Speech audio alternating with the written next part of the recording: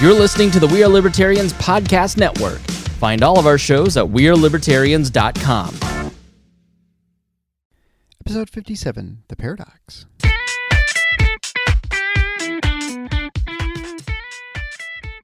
Welcome to The Paradox with your attending, Dr. Eric Larson.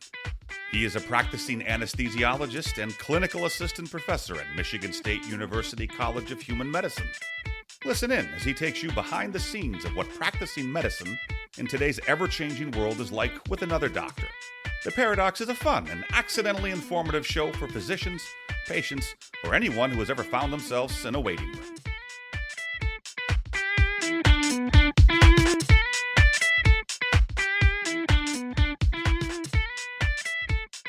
Welcome to The Paradox. I'm your host, Dr. Eric Larson. Thank you for joining me as we explore the U.S. medical system in a fun and informative format where you can learn about what physicians face through expert analysis. And today's expert is a repeat guest, Dr. Nish Koka. Dr. Koka is a cardiologist in private practice, and he's a co-host of the Akkad and Koka Report. And we're going to discuss an article he'd written recently where he discussed the American Heart Association's Go Red for Women campaign. That was sometime in February, I suppose, where they make the rather interesting claim that heart disease is worse in women than men. As always, you can go to theparadox.com and find the show notes page. It'll be at paradox.com/057. There you can also sign up for the email list, but I would suggest you please go to your podcast player, whichever one you tend to use. If you're not yet subscribed, please subscribe to The Paradox, and there you can also leave a rating, but only if it's 5 stars. Thank you again for continued patronage. Thank you for sharing the episode with your friends. The show continues to grow, and I appreciate that tremendously. But without further ado, Dr. Nish Koka, and men have heart disease more than women. Really, they do. Enjoy. Nish Koka is a cardiologist in private practice in Philadelphia. He writes frequently, and the piece we'll be discussing today appeared on Quillette.com. I think that's how you pronounce that. Dr. Koka is also the co-host of the wildly popular podcast, the Akkad and Koka Report, where he serves as the voice of moderation. Dr. Nish Koka, welcome back to The Paradox. Hey, thanks so much for having me. My pleasure. You were on episode 21. We talked, I'm trying to remember what we talked about then. But today... The high cost of public reporting. Right, public reporting. It's tough getting middle age. Boy, I tell you, there are things that you think you have that was just there and it's suddenly gone. I don't know. I don't think I'm having lacunar strokes. So what we like to talk about today is your last piece. So if you're not following Dr. Koka on Twitter, you absolutely have to, because there's all kinds of interesting things you're posting and retweeting and stuff. And so I get a lot of ideas just from what I'm going to talk about just from following you. But why don't you just go in background in the story you had? Because basically what it is as a cardiologist, you obviously focus a lot on, heart disease. And there was a piece that came out, I guess it was not the American Cardiology, it was some other, it wasn't the ACI. Yeah. But why don't you just go into the mortality in heart disease? Right. So, it's been curious since I've been in training, and I guess since I've been in practice now for the last 10, 13 years, that it was always kind of drilled home to us as trainees that cardiovascular disease is a much more prevalent disease in men. And then over the last 5 years or so, there's been growing attention paid to cardiovascular disease in women, with good reason. Cardiovascular disease certainly doesn't own the male gender. It's the second leading. Depending on how you look at it, and we can talk about that later on. It is either number one or number two in terms of leading cause of death in women. But I've been noticing my interactions with folks kind of changing in terms of talking to patients. I was at a bank teller in February, and February is Go Red for Women Month. It's something that the AHA, it's kind of a way to bring attention to cardiovascular disease in women. So February is designated the Go Red for Women Month, and everyone wears red and red ties and whatnot. And that month, for some reason, I was at the bank, and the bank teller said, "Yeah, my God, this cardiovascular disease in women is such a major problem. I had no idea it was so much worse in women than men." And that, because I don't ordinarily say, yeah, this is great that we're raising the specter of cardiovascular disease in women so that, it's appropriately taken care of. But when she said that, I was like, well, no, it is a very big problem in women, and I'm glad we're paying attention to it. But, it's really a much, much, much bigger problem in men if you look at the absolute rates. And she was surprised, and she was like, oh, I've been seeing all this messaging and TV ads and stuff, and I feel that's the case. Then I was at a barbecue later on, and at my family, with my wife's family, and I just did a poll, and I was like, and I asked everyone sitting around, I was like, so, cardiac disease, bigger problem for men or women? And it was amazing. The women all said, it's a much bigger problem women, and the men said, well, Uncle Bob and my best friend Joe, and they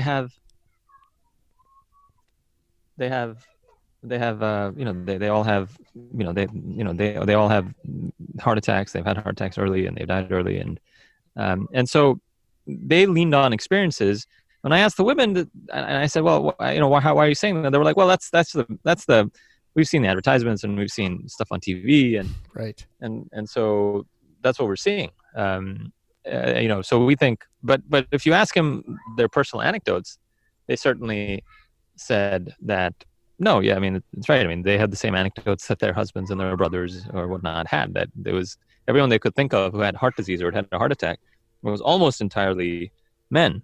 So, so then there was a tweet that was put out by someone, saying, tell me about the biggest myths you've heard about in terms of cardiac disease. I'm about to give this talk. And I kind of said, I said, well, the biggest myth I've recently heard is that cardiovascular disease is a much bigger problem in women than men. And then I had like an avalanche, as mini avalanche, as much of an avalanche as cardio Twitter is, a mini avalanche of folks kind of jumping on and saying, that is wrong, that's ridiculous, like, how can you say that, like, you must be joking. And one particular person put out a chart from the AHA that I actually had not seen before. It was, so, I was a little embarrassed. I was like, shoot, I haven't seen this chart. And this chart showed that it was from the AHA, and it went from like the 1970s to now, and it looked at the numeric number of deaths. And it showed that for much of the last, 30, 40 years or whatnot, there have been a ton more women that are dying of heart disease than men. And the moment I saw that, when I saw that, I was like, there's got to be something wrong there. So I looked in, the year 2000, I looked in the year 2000 where was the biggest gap between men dying and women dying. And in women dying, I think there were like 510,000 women that died in the year 2000 of heart disease. And there were 430,000 or so men that died, right? That's a big gap. It's 80,000 more women dying of heart disease than men in the year 2000. So I went to the same source that the chart had, which is the CDC Wonder database, and I downloaded the data, and I had them separated by 10-year ranges. So 10 to 20, 10 to 20, 20 to 30, 30 to 40, and it gave me the total number of males, the total number of females, and then in those age ranges, the number of women that had died, and the number of men that had died. And and that told the story. Meaning, this happens all the time where, you hear things about what the world is supposed to be, and then you have your own experiences, and sometimes your own experiences are wrong, right? You're just one person running around, and it's anecdotes versus basically big data. But it was just, the men women thing, it was so astoundingly different in terms of what my personal experiences were and what I was seeing on the chart, that I just knew there was something that had to be off. And of course the chart shows that. So the chart shows that at every age group you look at, and I'll just read it off, from the ages 20, this is in the year 2000, the ages 25 to 34, there were 2,435 male deaths, and there were 1,490 female deaths. 35 to 44, 11,000 men died, 5,600 women died. So again, twice as many men than women. When you go to 45 to 54, 30,000 men died. Only 13,000, no, I don't want to say only, 13,000 women died. 55 to 64, 51,000 men died. 26,000 women died. And it goes on and on. There are double the number of men that are dying at those age groups than there are women. So then, you may ask, well, what the heck? How is it that there are more women dying than men? Well, what happens is that once you get to the older ages, once you get over 75, suddenly, there are now 75 to 84, 140,000 men died, and there are 154,000 women that died. So numerically now, finally, there are more women dying than men. But you can kind of get a sense of why that is. If you look at the total male population alive and the total female population alive, there are half as many men that are alive once you get to the age of 75 than there are women. So, so basically, everyone has to die of something. And so as you get older and older, yes, women ultimately may die of cardiovascular disease. But the reason the numbers look so different is because there's a major gap once you get to the older ages, in large part because all the men have died off already. It's kind of morbid, dark humor, but that's where you get. So when you get to 85 plus, there are 237,000 women that died and 103,000 men that died. So yes, technically speaking, there are more female deaths than there are male deaths, but I'd submit that in that age group of 35 to 65, it's not even close. It's like epidemic type of proportions, that in terms of how many more. It's the wrong phrasing. It's just not an epidemic. There's many more men than women that die. So I wrote this post and I sent it to Colette, which is now somewhat of the alternative view mindset, and they accepted it, and a bunch of people read that post. Right, and I mean, I think just looking numerically, looking at the chart as you were speaking to, and with the amount of the male population who are 85 and above, this is again year 2000 was I think 1.2 million. It looks like, and for the women it was 3 million. So there were almost 3 times as many women, and they had a little over twice as many deaths. So even in that category, the frequency of relative risk for cardiovascular death is still higher for men, even in the older age group, except there just aren't many of them left compared to the women, right? That's why the chart is just so misleading. It's like, why would you? It's stunning to me that the AHA would put out that chart because, this isn't rocket science, as anyone can look at that and see that there's many different ways to present that data that isn't, just numerical deaths. The denominator matters. And then everyone knows that because of what I'm talking about, I've just kind of gone through age decile by age decile, that what you use is what's called, when you're comparing mortality rates, you use age-adjusted mortality rates. Age-adjusted mortality rates wait for exactly this. It waits for the number of folks that die per age group and for the denominator that's left. But yeah, you're absolutely right. Even though there are 237,000 women that died, which is 130,000 more than the men that died, it's still a lower rate. It's still a lower rate than the number of men that died, because there's so many more women that are alive at the age of over 85. Yeah, it's interesting how these things sort of happen, because ultimately, like you said, it's very important for people to recognize that there is a health risk, right? Just like it's important to recognize there is breast cancer risks in men, right? But I can't remember what the exact percentage. I've heard 10%, but I don't think that's really right. I think it's some percent of breast cancer is men, probably like 1 or 2%. But just my personal experience in the operating rooms, with mastectomies and breast cancer, you rarely see men. I've seen them, but it's dwarfed by the amount of women there. It's obviously not like prostates, because clearly only men can have prostate cancer. But when it comes to like a CABG, like a open heart surgery, they're almost all men. Not all of them, but it's not until someone's really old that you see the women arrive, and then sometimes they're not having the surgery for other reasons, right? And so, like you said, the anecdotal evidence that we experience in everyday life is important. It can be misleading because you may just not have the right experiences. But this seems so obvious. It's funny though. I think in a couple of the fact that the women who you unofficially polled, with your small sample size, they still, the message got through to them, which is very interesting, I think, because you would think a lot of these public PSAs don't really, I don't think are very useful. But there is a propensity to have all these, I don't know, campaigns to promoting women's health issues, which I find interesting. I mean, I think it's great that people are more aware of it, but there's, breast cancer, there's heart disease, there's maternal health too. And there doesn't seem to be a whole lot for men. I don't know what the reason for that is, but I suspect that, well, I guess I don't know why. I mean, I could speculate, I suppose, but I guess the notion is that, look, I mean, there's this strong narrative, which may have some truth to it, and that the health system is built and designed for men, and because of that, folks that it hasn't been designed for have done traditionally worse and have worse mortality, and so therefore, you don't have to necessarily, so that's the power group or whatnot, and you don't necessarily have to focus on the power group when there are these neglected groups that are there. But I don't know. I mean, I think it's just.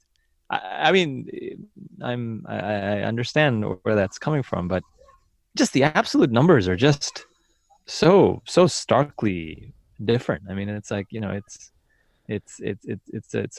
just a remarkable thing to see how different how the messaging kind of evolves around heart disease in men and women. So to the point where, and by the way, there's there's some significant.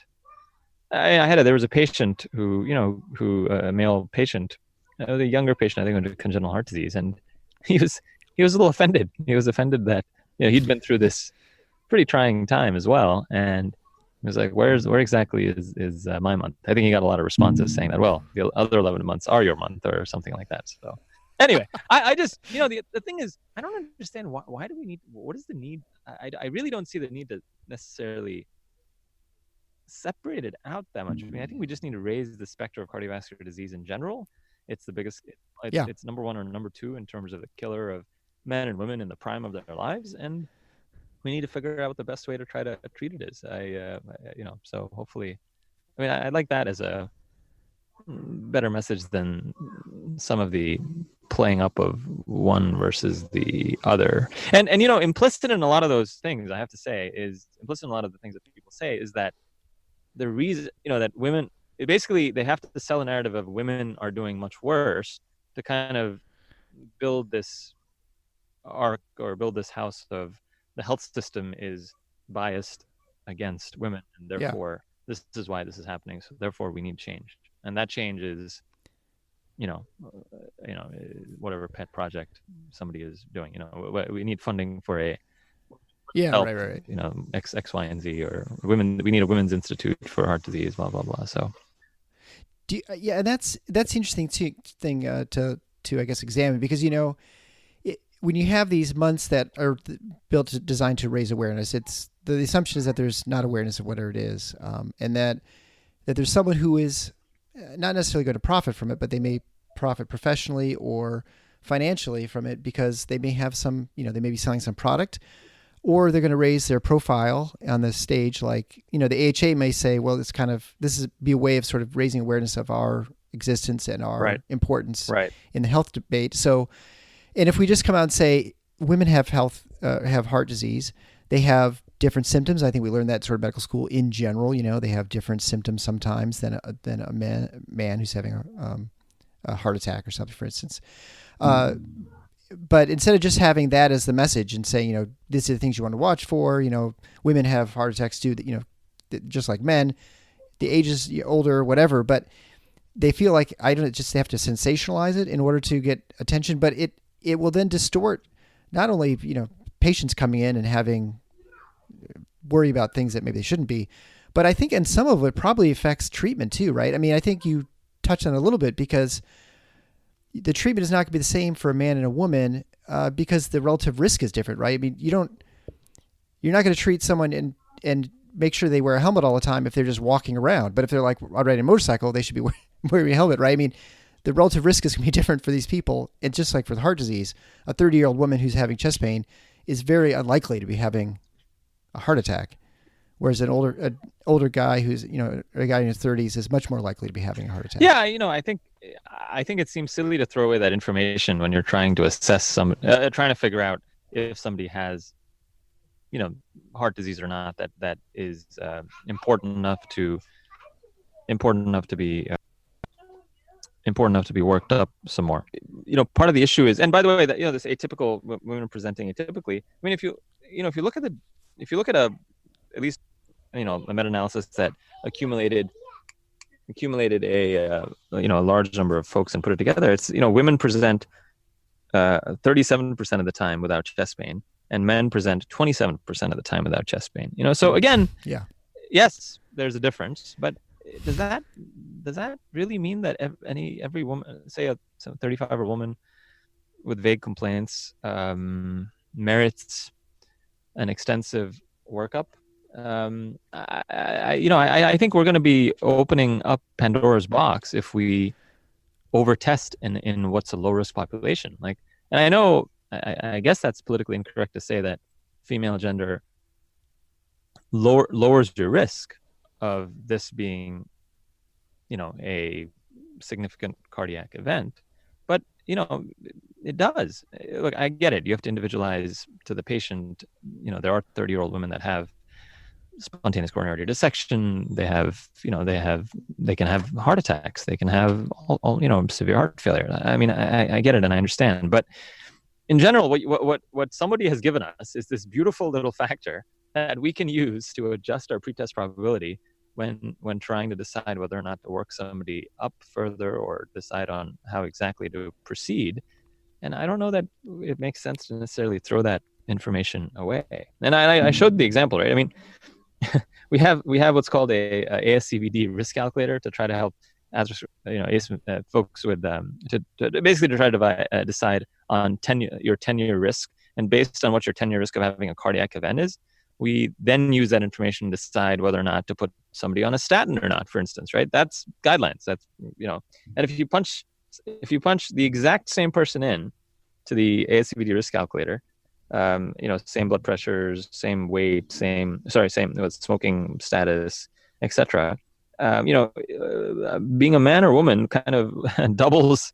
If you're a man, it doubles your risk of having a cardiac event within the next 10 years. So this isn't some massive departure from what we already know and from what's already incorporated into a lot of different algorithms, given the numbers that we've kind of already discussed. So yeah, I mean, it matters, and I really think the message is not. We should be messaging more appropriately to avoid doing harm to folks. Yeah, and I worry sometimes because I feel like the political agendas will sometimes drive science to a point where it's going to cause outcomes that we don't want. And I don't know. Do you think the medical students and residents are influenced by these sorts of movements? Absolutely. I listened to right before I was in the middle of drafting that post that I sent to Quillette on the gender gap in heart disease, and I happened on a podcast, the Curbsiders podcast, which is a great podcast, internal medicine podcast. I think it's done by some internists, and they brought in a expert on women's cardiovascular disease on to talk about the gender gap, right? And I mean, essentially, the message was, yeah, you have to be really careful, and you have to be women presenting typically, and you have to be very attuned and have your antenna up for when women present. I mean, and of course, I don't know that the folks who are doing the interview kind of. I guess I would have had a couple more pointed questions of her in terms of, well, what exactly are you suggesting I do with a 35-year-old woman with atypical chest pain who's in my office? There's a lot of stuff mentioned that was kind of, hand waving type. Well, there's a higher rate of, because of course there's all this stuff about, the women don't have as much epicardial coronary disease, and it could be microvascular, and could be, they could have higher rates of microvascular dysfunction. It's like, okay, does that mean that every 35-year-old woman who has atypical symptoms should get what to look for microvascular spasm, cardiac PET, cardiac MRI. I mean, this is it's yeah. I don't quite I don't quite understand practically what's one doing, and what's left out in that entire podcast was the underlying fact that that women and cardiovascular disease is is certainly much more benign relative to men who present with disease. So I think that's an important point to consider when you're trying to consider any therapies, because the question to us always is, well, how will my therapies necessarily change your natural history? And I'm I'm somewhat dubious about how that may be. You definitely worry about how it may change your approach to treatment, because, I mean, your partner, Dr. Gott, certainly talks about population health and treating people as populations versus the individual. But I mean, you take the relative risks of every factor that someone has, whether they've got diabetes or they don't have diabetes, right? Whether they're overweight or they're not, their age. And to throw out, and you worry about if at some point, if an important determinant of your risk for some sort of disease is sex, if you just throw that out, you're just doing a disservice to lots of people. You're either unnecessarily treating them, or you're maybe under-treating people or you ordinarily that would have gone into the calculation. And you worry that people are going to start using, I don't want to say political correctness, but sort of a concern about treating people differently.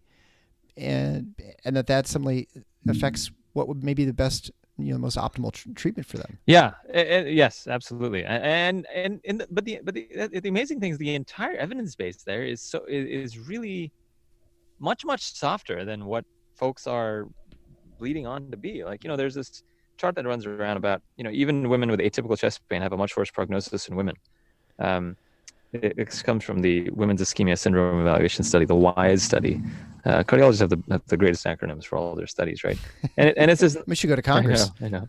And it shows this nice chart that regardless of age, women that present with atypical symptoms are worse. And the question is, well, worse relative to what? It's worse relative to. So even somebody who has symptoms with mild coronary disease, they have a 5-year cardiovascular event rate of like 15%, right? If you're less than 48 and you have symptoms and you have mild coronary disease seen on, non-obstructive, mild coronary disease found on whatever testing you do, your rate of having a cardiovascular event in 5 years is 15%. Now, any cardiologist that looks at that says, holy crap, that is crazy, right?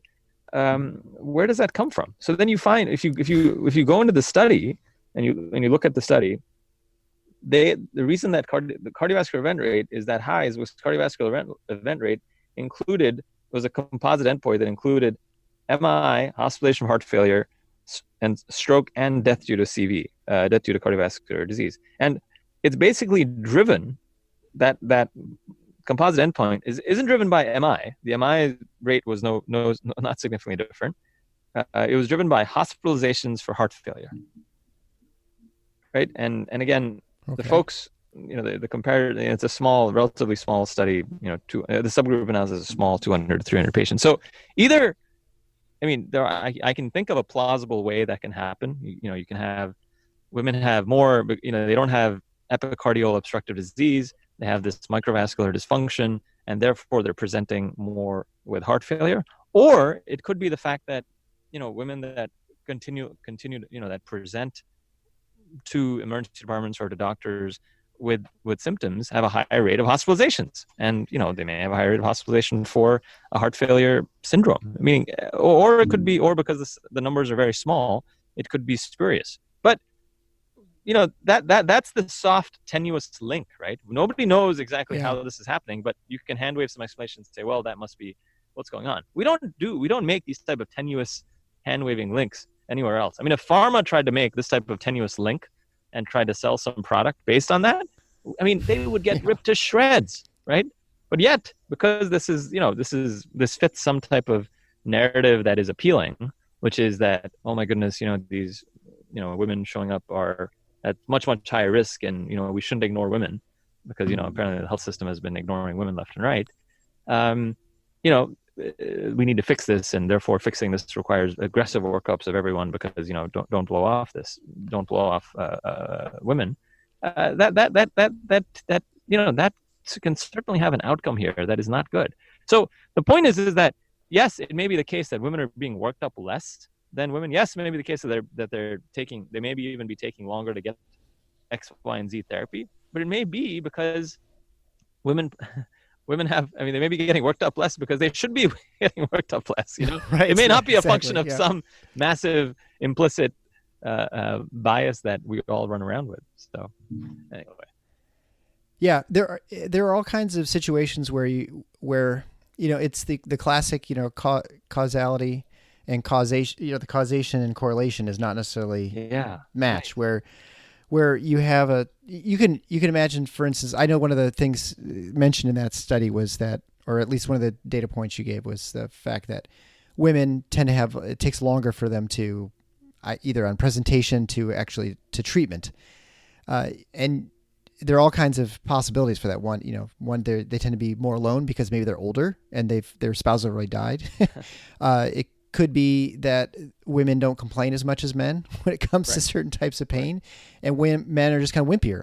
It could be a cultural difference. There's so many different possibilities. It's easy to kind of just assume one thing, and it's not necessarily the case. One of the interesting things was that there's this in a couple studies there's been a delay of symptom onset to activation of the healthcare system for folks that are having acute cardiac issues, and one of the reasons for it is that there are a lot more women that are alone, right? So when they have an issue, guess what? There's no other partner to be kind of pushing that button to kind of making that call, to EMS or whoever to kind of get help to their partner. So, if we kept more men alive, we would and less women over the age of 85 were alone, we would perhaps, reduce this gap, this delay that's seen. Right. Well, are there other instances you can think of where you see this sort of, where you see, I hate to call it propaganda, but where you definitely see this narrative that's being pushed that may not be really what it seems to be in medicine? Yeah. Do you see it a lot? Do you see it a lot do you see any of this in anesthesia? No. I think, when I see, the things I see are, the incidence of surgery and the global things that I'll notice are your likelihood of having to have surgery based on your weight, based on your other comorbidities, like if you have diabetes, and then certain surgeries, obviously, like, ACLs. Actually, one of the things I've been asking about recently, which is very interesting, is I ask girls who come in who play soccer, high school kids, or women in their 20s who either just recently stopped playing soccer. They get tons of ACL injuries because it's fairly well known that women get ACL injuries more easily than men in the rate of participation in like soccer, and women get concussions much more frequently too. And so I'll ask these girls, and if the ones who played soccer, like, how many concussions do you have? And they almost all say, 1 or 2 or 3, which is really pretty remarkable because no one ever talks about women getting concussions in soccer. Right. So it's very interesting that you have these sort of disparities in what's popular culture, because everyone says, oh, well, concussions, that's boys football, right? And I don't think there's any question that there's number one, concussions for high school athletics. But number 2 is probably women's soccer or girls soccer. But no one ever talks about that, which I find interesting, but whatever. And as far as, aside from that, I don't notice any differences like in medication dosing and things like that. Obviously women are smaller than men, so there's that difference. But I think overall, I don't see these, I don't deal with it much, except to say that, when you look at significant cardiovascular disease, it's far more prevalent in men than women until you hit the elderly. And even then, it's, I mean, I still, it doesn't seem as bad in women. I mean, I see more valvular disease and things like that in women, maybe like stenosis and things like that. But I don't know. Yeah. Yeah. I guess that would be my anecdotal answer after the thousands of people I've taken care of. Yeah. Yeah. No, it's an interesting display of I think there's certainly folks that have a definite interest in playing this up, and it has nothing to do with the pharmaceutical industry. It doesn't have anything to do with really not necessarily direct financial conflicts of interest, but it's a nice example, I think, of ideological COI, and I mean, certainly. But anyhow, hopefully, I mean, there are, and this what I talked about in terms of the little poll I ran at the family barbecue. It's you can I've asked a couple of residents that I've had on service with me, and it's all, and they say almost the exact same thing. It's like, no, I think women, the cardiovascular disease, it's much more. Then I asked them, I was like, just think back to your CC irritation and think back to when you're right. I was like, is it mostly men or women? They're like, oh, men. So the other, it's such an interesting, we're moving to this world of big data, and big data will tell you what's real and what's not. And, you with your little experiences, like, what the heck do you know? Like, listen to big data. And we got to be really, really careful of abandoning our experiences, I think. I think it may not be a bad idea to hold on to our priors, or at least, I should say, at least look a little deeper before we abandon our priors. Yeah, right. And I think that's the important thing when you have data, especially data that seems to contradict a worldview that doesn't make sense to you. Right. Certainly, there are opportunities for data to conflict with our experiences that show that we were misinterpreting the world or not seeing things right. But I think that's the skeptical nature of not only just as being as a physician, but basically as being any citizen, right? People present all sorts of data, all sorts of facts and figures, and you're like, that one I don't quite buy, or I do. And then to see, is it just because is it being conflated for some, political agenda or financial interest or whatever? There could just be, some other, goal that's someone's aunt died of this and they want to make sure everybody knows about it or whatever. Right.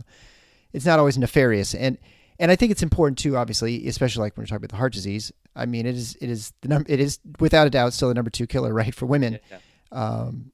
And so that's a fact, and you just have to recognize and be more skeptical of the reasons and all those things. Yeah, it's the number 2 killer. Sorry, in age group 35 to 64. Still number 1 killer overall. But one of the other interesting things I didn't get into the article is that when you look at veracity, the way that CDC, says what you died with, how that database gets filled up is by death certificates. And death certificates, you and I know how they get filled out. It's certainly in hospitals, right?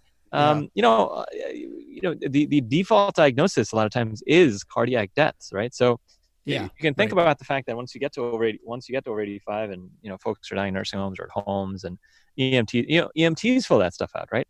And that is the default diagnosis. And there's been nice little data from somewhere in California, UCLA, or I forget where, that showed that, when you actually compare, death by autopsy to what's filled out on death certificate, there's a fair amount of inaccuracy. And my bet is that inaccuracy gets a lot worse as you get older, because how many folks over the age of 85 who are found dead at home are necessarily getting autopsies, right? So I mean, I would venture to bet that that number, right, this cardiovascular death number, is probably not that accurate once you get over 85, which of course changes everything in terms of what we're talking about as well, right? Well, ultimately, and I think it's important too. And I think the lay public wouldn't know this, but if you think about it, it makes sense. there's so many times you have someone, what did they die of? And they died of old age. Like you talk to lots of patients whose, grandfather, great grandfather died, whenever, and they just know, they've heard stories. And I think in many ways that's probably true. It's an accurate statement, much more so than you died of a heart attack or something, that someone just keeled over or they died in their sleep. Right. And which organ was it that was contributing to the death? And the heart did stop, but we don't know the sequence of events. And even people who are in the ICU, we don't necessarily know what it was. Was it the kidney failing that eventually led to, electrical disturbance or electrolyte disturbance, which caused, some heart problem like a dysrhythmia, and then they die? There's so many different factors that could go into it, that it's the default, like you said, is just, the heart stopped. And that's when clearly everybody understands when the heart stops, that's it's either that or like you stop breathing. And those are like clear designations of death for everybody. Right. Where it may have been something entirely different that was what ultimately led to the death, but it wasn't until the heart stopped that we said, okay, I guess now the person's deceased. Exactly. So, these are the many mysteries of the world that we're not going to certainly solve now, but it's definitely worth interesting. It's worth thinking about, because a lot of times we're told things and, they're not always the case, or they're not maybe the way we think they are. Well, I really appreciate you coming on, and I really enjoy the Cod and Cocoa Report. If you are not subscribed to that show, and I'm obviously not talking to you, but everyone else, make sure you do. Michelle Cod, who is a flame-throwing individualist, and then you're the voice of moderation. You must feel like a centrist, or much more so. Absolutely, but on the show. As Michelle likes to say, he's the North Star. Somebody's got to be the North Star. It's a great show, and I really appreciate you being on. And where would people find you if they want to follow you on Twitter? Thanks. Thanks for having me on. The Paradox is a great show. We've had some wonderful episodes. At Anish _Coca KOKA on Twitter is where I can be found frequently. Yep, plenty of writing, plenty of things that you're digging your nose into, and I appreciate it. And again, thanks so much for being on, and we'll hear from you later. All right, thanks again.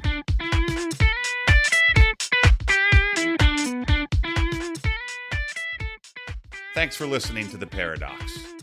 If you like what the doc is doing, please subscribe and leave a review on iTunes or Stitcher. And share the show with your friends. Become a supporting listener to get access to special bonuses at patreon.com/theparadox.